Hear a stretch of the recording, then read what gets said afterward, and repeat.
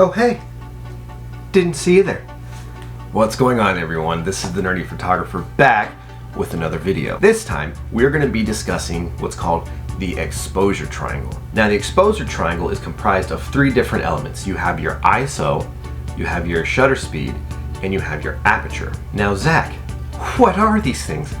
Glad you asked. I'm going to explain them. ISO is basically how sensitive your camera is to light. Now every camera has what's called a base ISO. Alright, that's basically going to be the optimal setting for the best quality picture you can take. Now I shoot Canon, so my base ISO is set to 100, or it is 100. Alright, so higher your ISO, the more light you're going to basically let into the camera sensor, okay? So in any situation, you kind of want to shoot at the lowest ISO possible to get the best resolution of your image, all right? Now, if you're in a dark setting, all right, you're going to have to let in more light, so you're going to have to raise your ISO. Now, what that's going to do at these high extreme ISOs is you're going to introduce what's called grain or noise, all right? And don't worry, we're going to get into some live examples possibly later. We'll see. I don't know. We never know what the day's gonna hold with us, you know what I'm saying? Now, the next part of the exposure triangle is going to be your shutter speed. What's that? Well, that's basically the speed of the shutter. I know, who would have thought? So, a shutter speed basically is how long it takes for the shutter of the camera to open and close, all right? Now, if you have a slow shutter speed, it's gonna stay open for longer, okay? And then if you have a fast shutter speed, it's gonna all right? Let's give some examples. All right, now a slow shutter speed, okay, let's say I'm taking a picture of a waterfall, all right, and I want to capture the motion of the water, all right, I'm not trying to freeze it in place, I want to show the motion, okay, so what I'm going to do is I'm going to use a very slow shutter speed. Now what that's going to do is that's going to keep the sensor open for longer to capture all that motion. Here's an example of a long exposure, all right. That's an image I took of a waterfall, literally.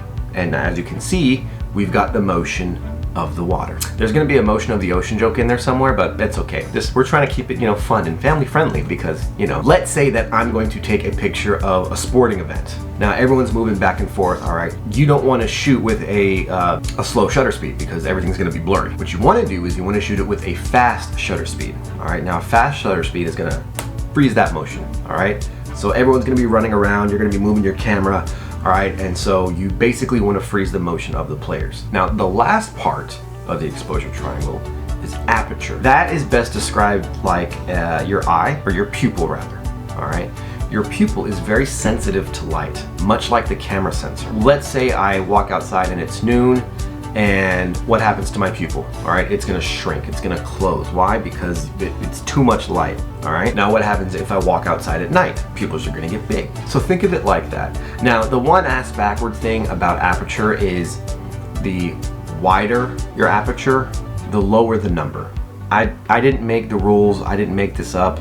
It's just how it is, so all right. So let's say you're shooting outside and it's super bright. Well, you're gonna have to stop down your aperture, okay? You're gonna have to close it so your number's gonna be higher, all right?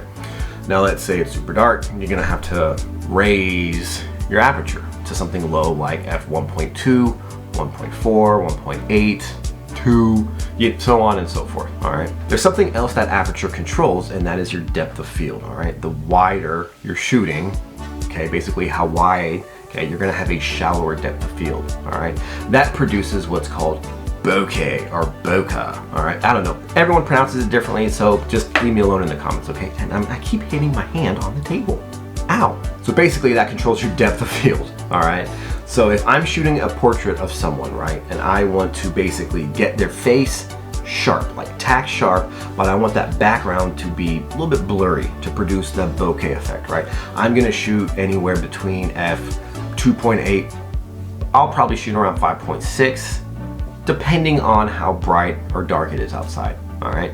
And what that's gonna do is that's gonna capture all the detail in the face, and it's gonna be very pretty, and I can make it all, woo.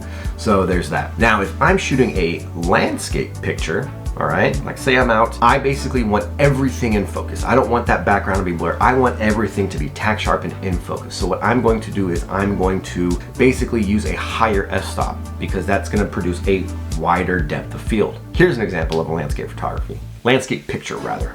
You know, the more I sit here and the more I try to explain this to you, the more I'm like, maybe everyone can learn if we just do.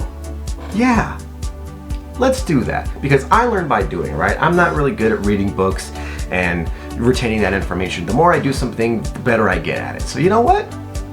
Let's go on a field trip.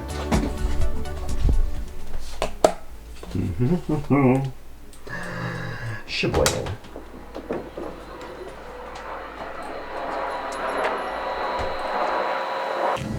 All right, everyone. So we're out in a real world scenario at my job, but really the parking lot. All right. So I have my Canon EOS R right here, and we have my lovely, beautiful assistant, Nicholas. Say hi, Nick. Hello. Awesome. All right, so here we're gonna have some real life examples of how all three of the topics in the exposure triangle come into play: your ISO, your shutter speed, and your aperture. Right now, the sun is currently being blocked by some clouds, so we're gonna take full advantage of that, all right? This is gonna be a picture with everything at the lowest settings that it can go, all right? So I'm shooting at f2, we're gonna shoot at f/250th of a second, and my ISO is set to 100. This is what this looks like.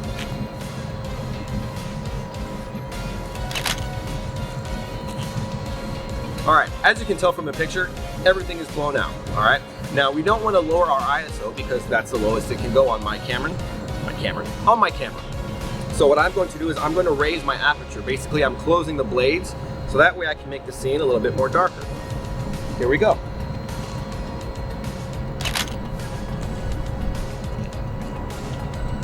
All right, so as you can tell from the picture, everything is more or less kind of balanced, kind of how you want it, all right? Now my shutter speed is still set to 1/25th of a second. How are we gonna get some of those examples? Well, here we go. I'm gonna have Nick back there do some motion, and I'm gonna show you what a slow shutter speed versus a fast shutter speed does, all right? So let's do that. Nick, go.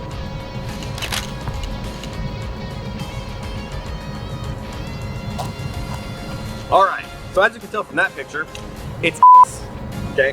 So now we're gonna raise our shutter speed so that way we can capture the motion and get him frozen in frame. Ready? Go. All right, so as you can tell,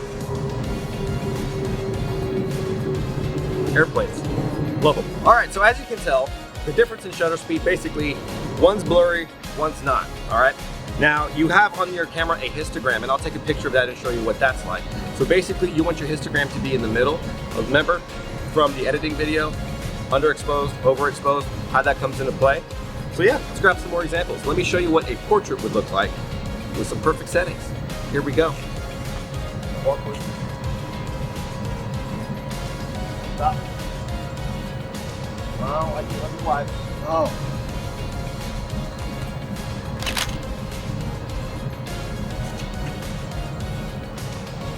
I like you, love your wife. All right, walk towards me. Honey. Oh.